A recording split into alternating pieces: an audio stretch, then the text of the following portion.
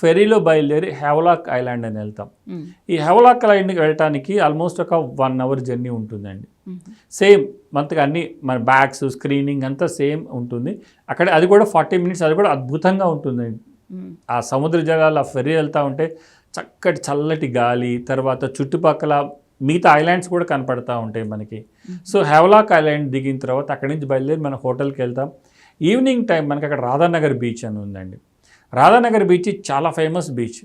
ఎందుకంటే మనకి హోటల్లో కేటగిరీస్ ఉంటాయి, 4 స్టార్ 5 స్టార్ ఎట్లయితే కేటగిరీస్ ఉంటాయో, రాధానగర్ బీచ్కి ఒక బ్లూ ఫ్లాగ్ బీచ్ అండి అది. ఆ బ్లూ ఫ్లాగ్ బీచ్ ఏంటంటే అది కేటగరైజ్ చేస్తారు, బీచెస్ అన్ని విజిట్ చేసి ఆ కేటగిరీలో బ్లూ ఫ్లాగ్ అనేది చాలా అత్యున్నత ప్రమాణాలతో ఉన్న బీచ్ అనమాట. అంటే సేఫ్, సెక్యూరిటీ ఈ రెండు కూడా, ప్లస్ అంత బ్యూటిఫుల్గా ఉంటుంది. అక్కడ సన్సెట్ ఉంటుందండి, మాటల్లో వర్ణించలేం. రాధానగర్ బీచ్లో అంత బాగుంటుంది అనమాట. ఆ రోజు మనం రాధానగర్ బీచ్ విజిట్ చేస్తాం.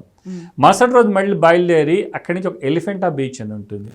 ఎందుకంటే ఈ ఐలాండ్స్ విజిట్ చేసే వాళ్ళందరికీ ఎట్లా ఉంటుంది అంటే, అరే ఇంత దూరం వచ్చాం, మనం ఏమన్నా వాటర్ స్పోర్ట్స్ చేసుకోవాలనేది అన్నీ కూడా ఈ ఎలిఫెంటా బీచ్లో మనకి చేసుకోవచ్చు. స్కూబా డైవింగ్ చేసుకోవచ్చు, స్నోర్కలింగ్ చేసుకోవచ్చు, పారాసైలింగ్ చేయొచ్చు, ఇవన్నీ కూడా అక్కడ చేయొచ్చు. అది కూడా మనకి మళ్ళీ 20-30 మినిట్స్ జర్నీ ఉంటుంది. అది కూడా అక్కడ ఒక ప్యాకేజ్ లాగా సేల్ చేస్తారు. మన కస్టమర్స్ అందరూ కూడా చాలా చక్కగా ఎంజాయ్ చేస్తారు అది. ఎందుకంటే వాటర్ చూడడానికి అందరూ చిన్నపిల్లలు అయిపోతారు. సో అంతటి చక్కగా వాళ్ళు మన ఇంటర్నేషనల్ స్టాండర్డ్స్తో సహా మెయింటైన్ చేస్తారు అక్కడ.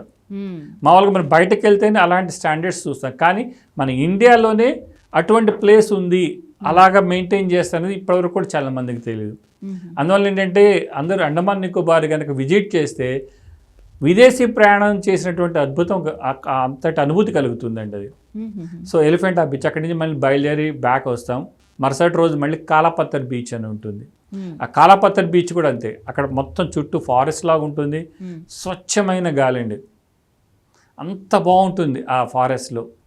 ఆల్మోస్ట్ ఆఫ్టర్నూన్ వరకు అక్కడే మనం స్పెండ్ చేస్తాం. అక్కడి నుంచి బయలుదేరి మళ్ళీ ఫెరీలో బ్యాక్ పోర్ట్ బ్లేర్ వస్తాం.